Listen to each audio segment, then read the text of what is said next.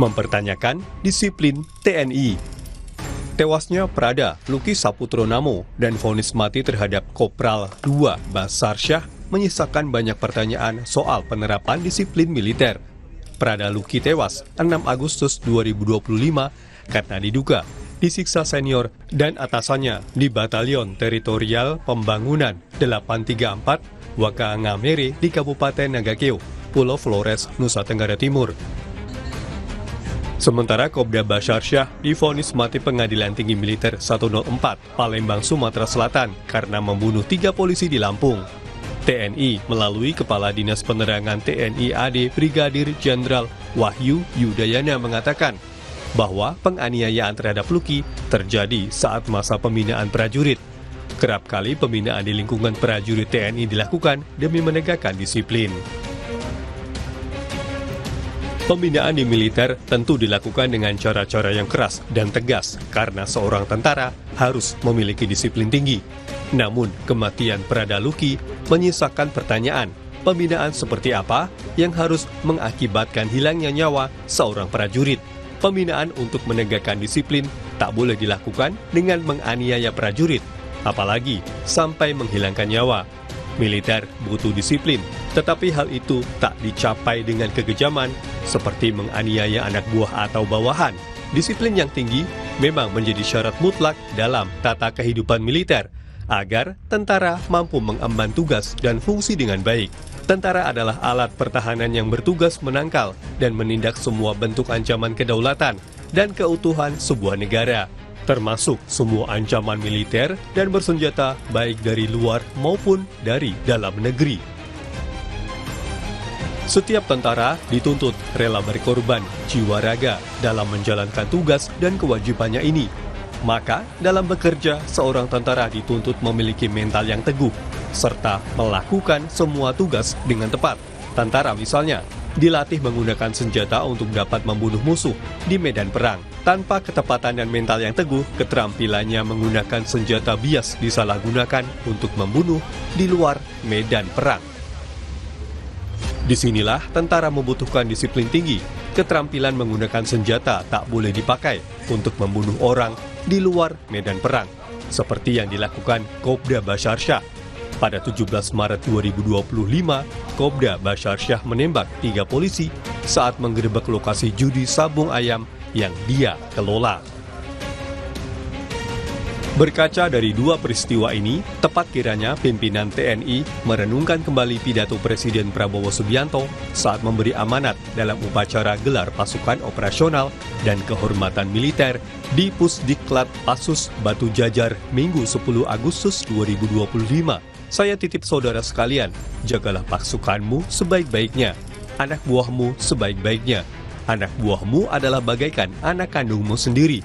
Pimpin dengan baik, jaga mereka dengan baik, latih mereka dengan baik, latih mereka dengan keras, tapi tidak dengan kekejaman. Begitu amanat Panglima Tertinggi TNI.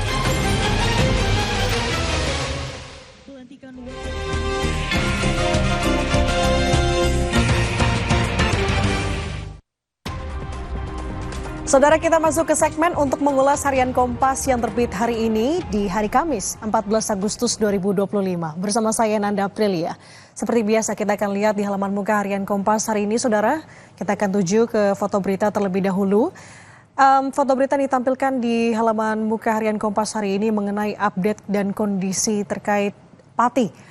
Dengan judulnya seluruh fraksi di DPRD Pati menyetujui untuk adanya hak angket.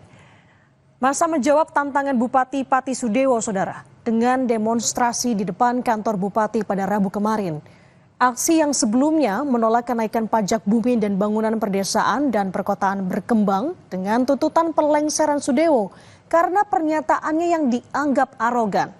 Demonstrasi berakhir ricuh dengan diwarnai aksi saling lempar benda, tembakan gas air mata, dan juga pembakaran kendaraan. Selain ini kita akan ke sorotan lain yang juga dibahas di halaman muka harian Kompas, saudara, bergeser ke sisi sebelah kanan mengenai Koperasi Merah Putih.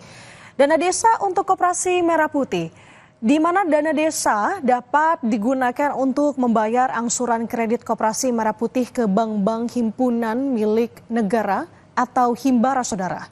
Alokasinya paling banyak 30% dari pagu dana desa per tahunnya. Sejalan dengan hal itu, Koperasi Merah Putih memberikan imbal hasil 20% dari keuntungan bersih per tahun untuk pemerintah desa.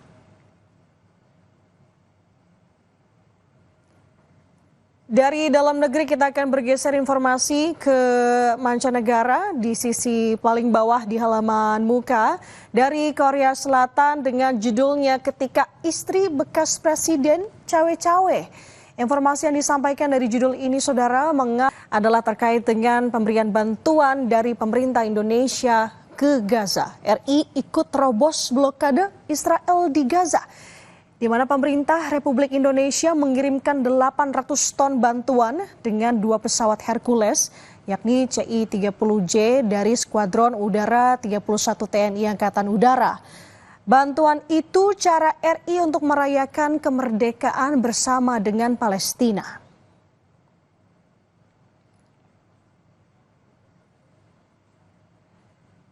Dan saudara, untuk informasi lebih lengkapnya Anda bisa membaca harian Kompas hari ini atau juga bisa mengaksesnya melalui kompas.id.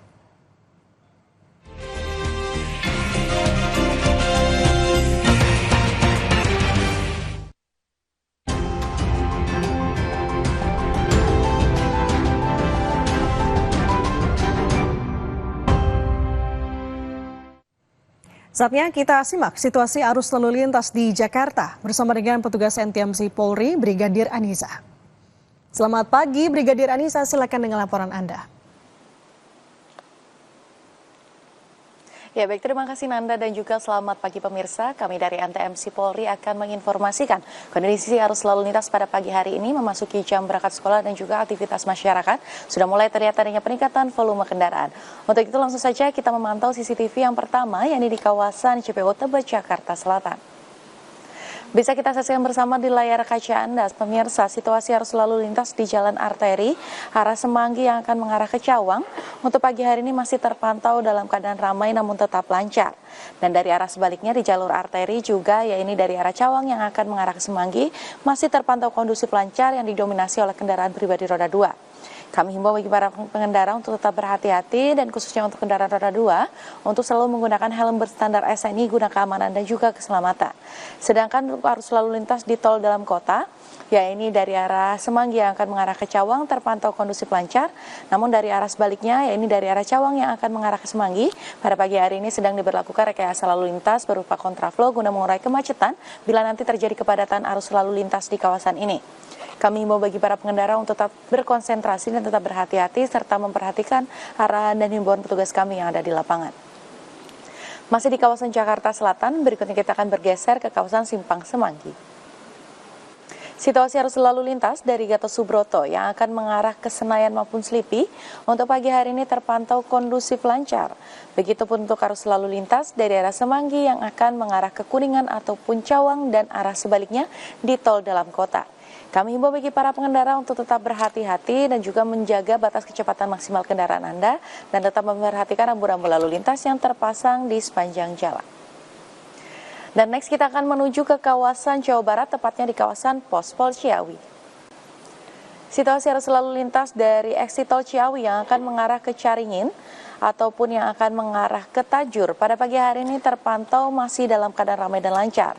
Namun masih terlihat aktivitas masyarakat. Kami himbau bagi para pengendara untuk tetap berhati-hati khususnya untuk pengendara roda 2 maupun roda 4. Dan juga kami himbau untuk selalu menggunakan helm berstandar SNI untuk kendaraan roda 2 dan untuk selalu menggunakan sabuk keselamatan bagi Anda pengendara roda 4. Dan juga tetap memperhatikan laju serta batas kecepatan kendaraan Anda. Dan untuk arus lalu lintas dari arah Gadok yang akan mengarah ke Tajur terpantau dalam keadaan ramai dan lancar yang sudah didominasi oleh kendaraan dan juga angkutan umum pada pagi hari ini.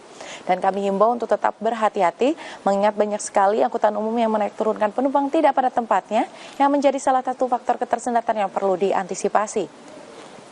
Dan yang untuk yang terakhir pemirsa, kita pantau bagaimana kondisi arus lalu lintas di kawasan Mall Citowaru, Surabaya, Jawa Timur. Situasi arus lalu lintas pagi hari ini dari arah Sidoarjo yang akan mengarah ke Surabaya melalui Jalan Ahmad Yani. Pada pagi hari ini sudah mulai terlihat adanya peningkatan volume kendaraan, namun arus lalu lintasnya masih terpantau kondusif lancar. Kami himbau untuk tetap berhati-hati dan menjaga jarak aman kendaraan Anda, serta memperhatikan laju serta himbauan petugas kami yang ada di lapangan pada hari ini. Dan juga pemirsa, kami informasikan berdasarkan dari data RSMS Korlantas Polri, angka kecelakaan lalu lintas di seluruh Indonesia dalam kurun waktu 1 kali 24 jam terjadi sebanyak 225 kasus laka lantas. Dengan rincian 23 meninggal dunia, 23 luka berat dan juga 238 luka ringan. Dari data tersebut 68% terjadi pada siang hari. Untuk itu kami selalu menghimbau untuk selalu tertib berlalu lintas guna tercipta perjalanan yang aman, nyaman dan selamat sampai tujuan. Dan untuk mengupdate bagaimana kondisi arus lalu lintas terkini, kami siap melayani Anda di nomor 15169 atau juga dapat melalui SMS Center di nomor 9119. Itulah informasi pada pagi hari ini. Silahkan kembalikan Anda di Studio Kompas TV. Terima kasih atas laporan Anda, Brigadir Anissa. Selamat bertugas kembali.